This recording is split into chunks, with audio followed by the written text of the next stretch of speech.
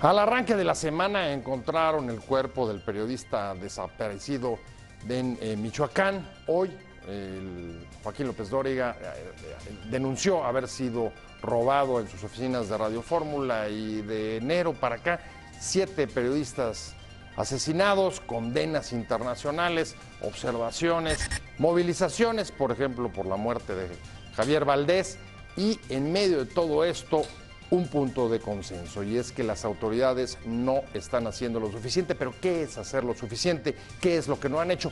¿Qué es lo que tendrían que hacer? De eso vamos a hablar hoy en Opiniones Encontradas. Muchas gracias por estar con nosotros en este programa en el que todas las ideas se pueden cuestionar siempre que se debatan.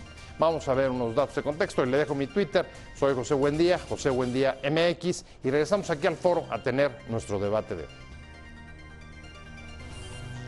La libertad de expresión en el país vive uno de los momentos más complejos y delicados de los últimos años por el peligro de ejercer el periodismo, a pesar de las reformas y leyes que desde la alternancia en el año 2000 han buscado promover este derecho imperdible para la democracia.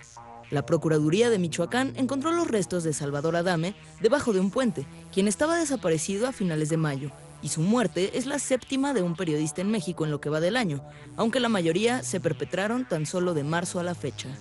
El recrudecimiento de la violencia contra periodistas ha aumentado junto con la inseguridad en el país, pero se trata de un gremio especialmente afectado porque 6 de cada 10 periodistas confiesa haber sufrido alguna forma de agresión física, psicológica, legal, etc.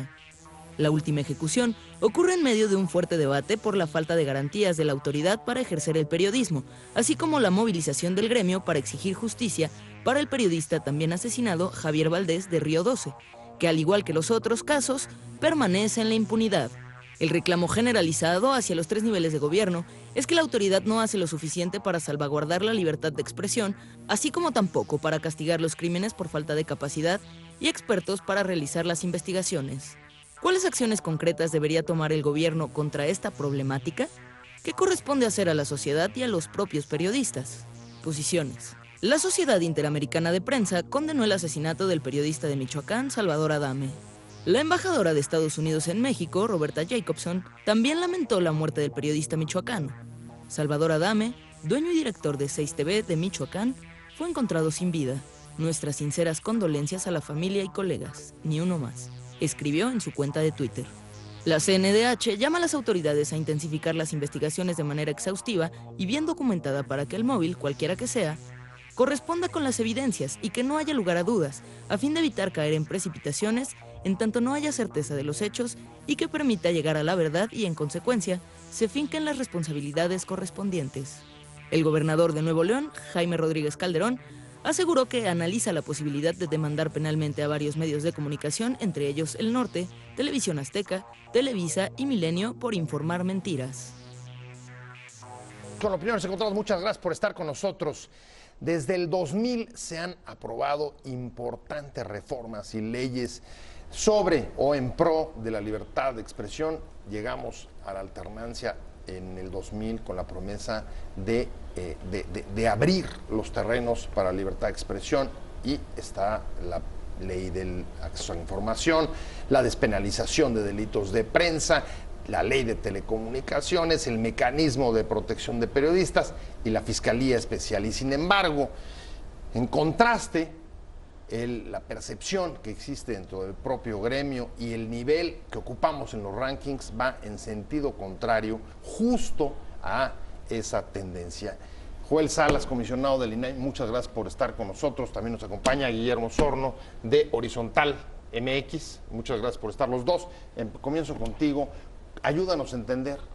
Parece que entre más leyes tenemos, peor estamos en términos de percepción sobre el ejercicio de la libertad de prensa y libertad de expresión, y en peores lugares estamos rankeados con niveles de amenaza y de riesgo para el ejercicio que son pues motivo de condenas internacionales casi cada 3 semanas, cada 4, cada mes. Sí, muchas gracias, Pepe, como siempre, de la oportunidad de estar contigo y con tu auditorio. Ojalá fuese un problema solo de percepción. Yo creo que en las últimas semanas hemos tenido, hoy nos enteramos de otra lamentable confirmación de otro periodista asesinado, se descubrieron sus cenizas, entonces creo que va más allá de un tema. Salvador Adame. Salvador Adame de Michoacán. Yo creo que es un tema que va más allá de la percepción y es una realidad, y cada vez que se atenta contra la libertad de expresión, se atenta contra la democracia. Entonces yo creo que ahí hay un problema estructural del Estado de Derecho en nuestro país, y digamos que históricamente nos volvimos especialistas en construir leyes, en construir diseños normativos, y hoy el gran desafío que enfrenta el país, el Estado mexicano en su conjunto, es que esas leyes efectivamente se vuelvan una práctica cotidiana. Y si hay un tema desafiante en el corto plazo para nuestra democracia, es cómo garantizamos a cabalidad la libertad de expresión, y ahí yo veo dos grandes aristas que están en medio. Uno, el derecho de acceso a la información, que es la parte que yo puedo pronunciarme como comisionado del instituto. Digamos, la que está bajo tu responsabilidad. Pero hay otra que es fundamental y que tiene que ver la contratación de la pauta de publicidad oficial, más allá de la garantía de la seguridad de los periodistas. Y yo creo que en este segundo punto tenemos un problema deficitario muy fuerte. Creo que tanto los estudios que han generado Artículo 19 como Fundar nos hablan cómo la publicidad oficial de una manera u otra se ha convertido en una especie de censura indirecta, y ahí sí tenemos concretamente un déficit legislativo. Fue una promesa del hoy presidente Peña, que sigue en el tintero. Hay varias iniciativas en la Cámara de Diputados, pero justamente creo que el inicio del nuevo proceso electoral para la renovación de la presidencia debe de obligar a que de una vez por todas podamos normar esto, que sigue siendo un gran déficit de nuestra democracia, porque está comprobado que la publicidad oficial se ha convertido en los últimos años en un mecanismo de censura indirecta. ¿Cómo lo valorarían, digamos, desde el gremio? Memo, ustedes han estado trabajando con grupos de periodistas, sobre todo a raíz de la ejecución de Javier Valdés, de Río 12 en Sinaloa, sobre el tema, tratando, pues, imagino que un poco de poner en orden y tratar de esclarecer, a ver, cómo se entiende lo que está sucediendo en el país, que por supuesto no puede estar separado, y no lo está, del clima general de violencia y de inseguridad que nos afecta a todos los ciudadanos, no solamente un gremio, pero que aquí, si voy a un dato que ayer se proporcionaba a través de un estudio, que por cierto estuvo patrocinado por el INAI, 6 de cada 10 periodistas en este país, ya no diga solamente los conocidos, o los casos que hemos conocido de asesinatos, 6 de cada 10 han tenido algún tipo de agresión física, psicológica, legal, etcétera. Sí, bueno, 6 de cada 10, además muchas de esas agresiones, a diferencia de lo que la gente piensa, no viene del crimen organizado, sino también de las propias autoridades, sobre todo de los policías y de las autoridades municipales, como es el caso precisamente de lo que sucedió a Salvador. Y estatales. Estatales. En este caso, estatales. Claro. Bueno, en fin, después de la muerte de Javier Valdés, desde Horizontal convocamos a muchos medios para que se sumaran a una agenda urgente para ver cómo el propio gremio se podía organizar para enfrentar el clima de violencia. La muerte de Javier Valdés para muchos de nosotros fue ya un límite que rebasó algo. Veníamos, es un límite importante, no solamente, perdón, porque Javier Valdés era un periodista conocido, querido, autor de varios libros, valiente, sino también porque se sumaba ya a los 105, 106 periodistas asesinados del sexenio de Fox a la fecha. Entonces algo se rompió ahí. Esa convocatoria, que fue oportuna, en menos de 48 horas ya tenía muchas adhesiones, y lanzamos una página de internet con 6 puntos nodales que nos parecía importante discutir, y les pedíamos a la gente que se inscribiera a cada una de esos 6 nodos, de 6 temas, con el ánimo de convocar a una reunión en 2 o 3 semanas después. En los primeros días teníamos ya 250 periodistas inscritos de todo el país, y terminamos con 500 periodistas inscritos, y celebramos unas reuniones 14, 15 y 16 de junio.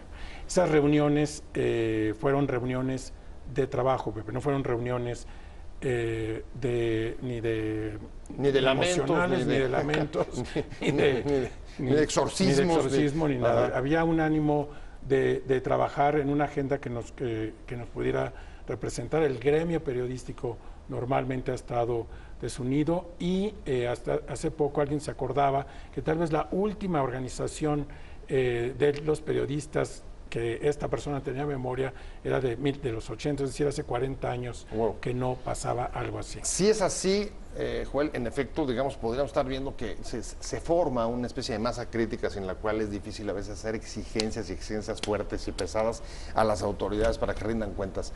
Pero, dicho esto, sí ha habido iniciativas como el mecanismo, como la Fiscalía en los últimos años. ¿Qué es, desde tu punto de vista, ya mencionaste lo de la publicidad oficial, pero respecto a otras medidas que las instituciones no están tomando o no han hecho suficientemente? ¿Qué es lo que le está faltando al Estado? Digo, además de su problema, digamos, de eficacia institucional, pero este tema, hay algo que no está haciendo. ¿Qué, desde tu punto de vista? Creo que pasamos por un momento muy complicado, en donde de una manera u otra empieza a haber una especie de embudo para que la opinión pública en términos generales ejerza aquello que Burke dijo a finales del siglo XVIII, el cuarto poder. Entonces, detrás de eso, algo que a mí me preocupa mucho es que empieza a haber una reducción del espacio cívico. Es decir, la reforma de transparencia y la reforma anticorrupción, lo que buscan en el fondo es controlar el ejercicio del poder. Si alguien tiene capacidad de controlar el ejercicio del poder, son los periodistas, es la prensa, es la opinión pública. Entonces, este momento que estamos viviendo, en donde estamos, es el país después de Siria, después de Irak, en donde se corre el mayor riesgo para ejercer la profesión del periodismo, llama mucha la atención ante el contexto que nos encontramos. Y mi preocupación final es que generamos estas dos grandes reformas para que la gente pudiese participar por la vía institucional. Si las vías institucionales se siguen cerrando, ¿cómo se va a manifestar una población que cada vez está más indignada? Una población que cada vez está más molesta. Y eso yo creo que es preocupante, porque nos está generando un clima de polarización social que de cara al proceso electoral de 2018 se nos puede complicar. A ver, concepto importante, reducción del espacio cívico a pesar de importantes reformas. Otra vez sobre el tema, en términos de transparencia y acceso a la información pública. ¿Qué papel, qué responsabilidad tienen los periodistas ahí? Bueno, yo creo que los periodistas tienen una enorme responsabilidad. No solamente, creo que lo veo en tres ámbitos. Uno, de exigencia al Estado, que cumpla con los estándares mínimos para proteger la libertad de expresión. Quiero en esto también hacer cierto énfasis, porque la gente piensa, ¿por qué los periodistas deben de tener un estatus especial, una fiscalía, etcétera? En parte hay que entender que se trata de defender un derecho fundamental para la democracia, que es el de la libertad de expresión y libertad de información. Entonces, bueno, los periodistas tienen que, obviamente, exigirle al Estado que se cumplan este mandato, digamos, de protección. El segundo tiene que ver con explicarle a la sociedad también cómo, cuál es la importancia de la profesión. ¿Ahí ha habido un déficit de los propios periodistas? Creo que ha habido, sí. Ausencias, déficits. Me voy hablando de las amenazas a la libertad de expresión. Estaba hablando con Guillermo Osorno de Horizontal MX, Joel Salas, comisionado del INAI. Joel, nos quedamos contigo y era de qué manera o cuáles han sido las limitantes para que esa reforma, esa gran promesa de la transición desde el año 2000, el acceso a la información pública y la transparencia, pues den los frutos, o por lo menos no se den, digamos, en el contexto, tú decías, una reducción del espacio público y reducción de los flujos de información, lo cual te genera todavía una situación, digamos, de mayores contradicciones, más difícil de entender. ¿Qué tiene que hacer el acceso? El acceso provee los insumos necesarios, creo yo, para que los periodistas puedan sacar sus piezas. Y en los últimos años creo que ha habido reportajes que han simbrado a la opinión pública. Pensemos no en este último reciente del New York Times sobre espionaje, sino el previo, que fue sobre el caso Walmart, en donde se desgaja una red de cómo un abogado hacía sobornos para poder obtener los permisos de construcción de distintas tiendas y en este caso paradigmático Teotihuacán. Los reportajes recientes sobre Duarte los fantasmas de Duarte, cómo se hacía vía el registro público de la propiedad, todo esto fue gracias a solicitudes de acceso a la información. Borge. Duarte, las empresas fantasmas, y hubo otra pieza periodística sobre empresas de familiares cercanos al exprocurador Murillo Karam. Si pensamos en el sexenio anterior, podemos hablar de una pieza periodística como los padrones de Procampo, en donde eran beneficiarios propios personas vinculadas al narcotráfico o bien con funcionarios públicos. O terratenientes, así es. Entonces, lo que quiero decir, para regresar a mi argumento central, es que la información hoy es poder. Hoy el gobierno no administra y no controla qué filtra, qué suelta. Hoy un periodista puede hacer uso de esta herramienta y tratar y pedir que las autoridades le rindan cuentas. ¿Cuál es el problema? Que las redacciones que nacieron en su momento tras este movimiento del Grupo Oaxaca se empezaron a dispersar y hoy digamos que no todas las redacciones tienen esta capacidad técnica de utilizar una ley que es mucho más robusta, porque antes era solo para el Ejecutivo. Hoy podemos entrar al Judicial, podemos entrar al Legislativo y podemos entrar incluso a los estados y a los municipios. Y ahí hay un gran desafío. ¿Cómo hacemos una alianza positiva para, ante el fenómeno negativo de violencia sistémica ante los periodistas tienen la capacidad de empoderarse mediante el pleno ejercicio del derecho de acceso a la información? Seguimos con las contradicciones, Memo, en efecto. No sé si coincides, nunca se habían hecho trabajos de investigación y sobre todo con la incidencia política de las piezas que acaba de mencionar Joel, y al mismo tiempo en un momento tan crítico y delicado donde pues las amenazas de poderes formales e informales lo que está dejando es mucha censura y autocensura. Así es, ahí hay una contradicción. ¿Cómo entenderla? ¿Cómo entenderla? ¿Dónde estamos? No sé, estamos en un momento muy extraño porque en efecto parece, si lo miramos con el lente que acaba de poner Joel, parece también que el periodismo mexicano es robusto, tiene capacidad de investigación, hace cosas que hace 10 años no hacía, pero también hay que entender que muchos de estos periodistas que hicieron estas investigaciones, en vez de ser premiados, son castigados, quedan fuera de sus redacciones, quedan fuera de los medios en donde publicaron esto. Y entonces ahí es en donde otra vez conectamos con el problema de la violencia hacia el gremio, que, como decía, no solamente tiene que ver con crimen organizado, no solamente tiene que ver con el problema de publicidad oficial y que también genera como distorsiones en las relaciones de poder dentro de las redacciones, sino también con otro tema que se discutió fuertemente en la agenda de periodistas, que es las condiciones laborales y el momento, digamos, las condiciones de trabajo, cómo los periodistas desempeñan su oficio en este momento en este país.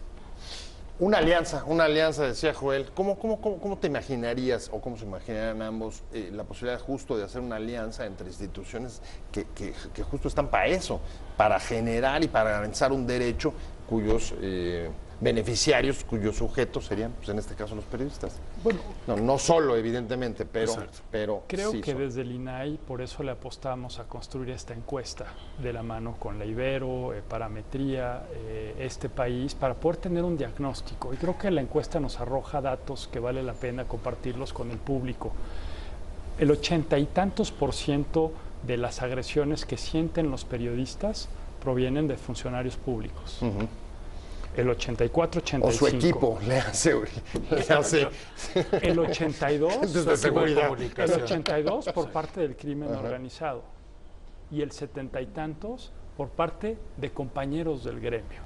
Entonces, yo creo que en un primer momento la alianza ante la coyuntura que estamos viviendo, estuvimos la semana pasada en Chihuahua, fue el aniversario luctuoso, de 3 meses de Miroslava, otra periodista, asesinada en Chihuahua, así es. Así es. ¿Qué podemos hacer para, con los recursos disponibles, generar las garantías mínimas que hoy se requieren? Porque también hay fragmentación.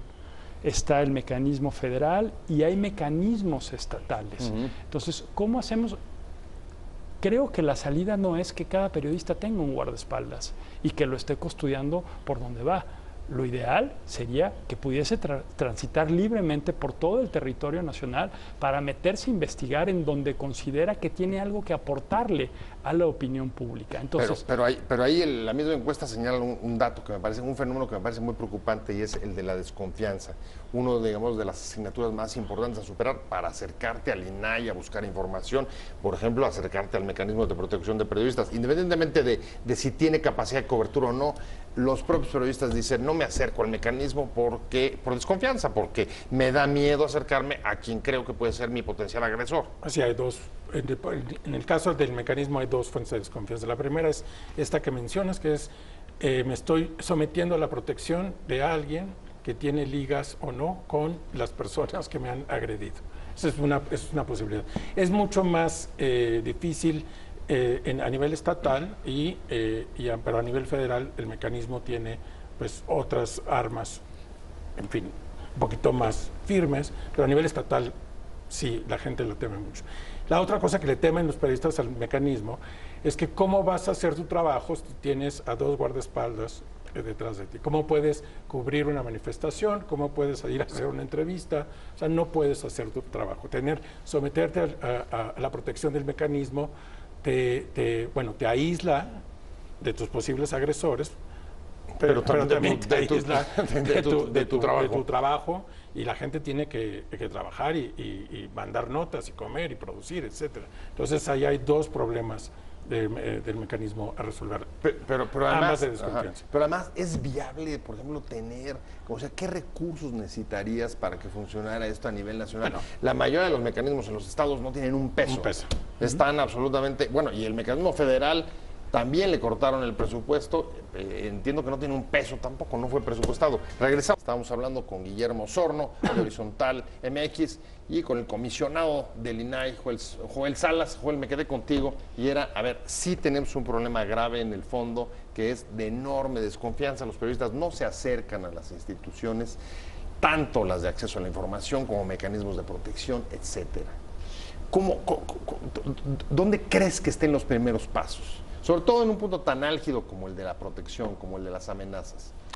Yo creo que hay tres pasos. Uno, y la encuesta nos lo dice, el 65% de los periodistas dijo haber hecho al menos una solicitud de información o haber buscado información en los portales de lo que llamamos obligaciones de oficio. Su decepción es por los plazos que en ocasiones se tardan en responderles y porque desconfían de la calidad de la información. Incluso que sea verdadera, así es. O sea, la veracidad, pero ese es un tema que no somos nosotros competentes. Entonces ahí regresemos a la idea de una alianza. El instituto tiene que acercarse más a los periodistas, tiene que dar capacitaciones, demostrar los alcances y que puedan utilizar ese recurso institucional que ya está ahí. Segundo, hay que decir las cosas como son, Pepe.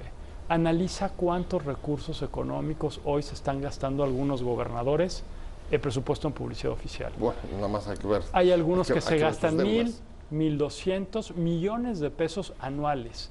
¿Por qué no parte de ese presupuesto que los congresos locales ejerzan su verdadero poder de controlar al Ejecutivo y hay una reducción sustantiva para que parte de esos recursos económicos, hace rato decía Guillermo y lo decías tú, que no había recursos económicos para los programas de protección a periodistas en los estados. Están sin recursos, así es. Ahí hay una buena cantidad de recursos que se podrían destinar para esto, pero también para capacitar a los propios periodistas para que utilicen mejor la ley de acceso a la información.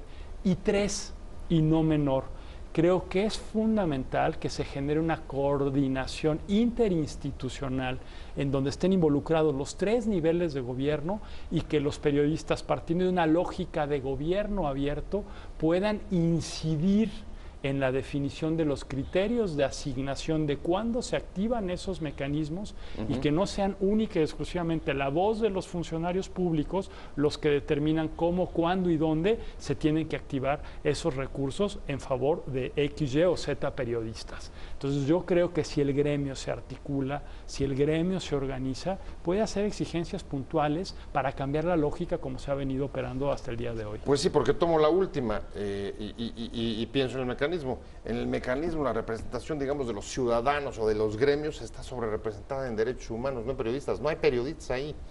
Ya para decírtelo claro. Claro, es decir, si vamos a pensarlo de esta manera. Cuando asesinan a Javier Valdés, presidente Peña convoca a los gobernadores y hay una instrucción sobre mecanismos de protección, pero no hay periodistas ahí. Simbólicamente no hay representantes del gremio, los periodistas lo único que están es tomando la nota. Pero no participan en esas decisiones. Sí hay representaciones de los periodistas en el mecanismo actualmente, pero con los que yo he hablado, con quien gente habla, se desesperan profundamente por la incomprensión del Estado frente a la materia misma de protección periodismo. Entonces se salen, se sienten traicionados, frustrados, el teléfono que te dan no funciona, te ponen 2 guaruras que eso no funciona, te sacan de tu lugar de origen, te ponen en la Ciudad de México, no funciona, en fin. Hay muchísimas cosas que no jalan de ese mecanismo, que nada más hacen que la frustración del gremio aumente. Hay coincidencia en casi todas las ideas que han puesto sobre la mesa. Hay un tema que nos falta y es el de la impunidad.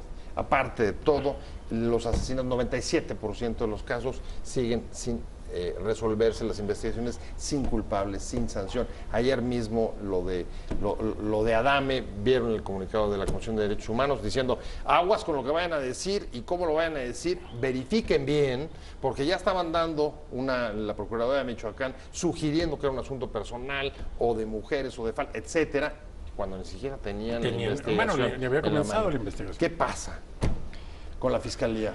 Bien lo dices, en el evento que estuvimos en Chihuahua estuvo el representante del Alto Comisionado y el relator para la libertad de expresión de la Comisión Interamericana de Derechos Humanos. Y uno de los temas nodales que planteábamos, yo daba la cifra, solo el 6% de los casos se ha resuelto de manera cabal. Hay un gran sentimiento de impunidad.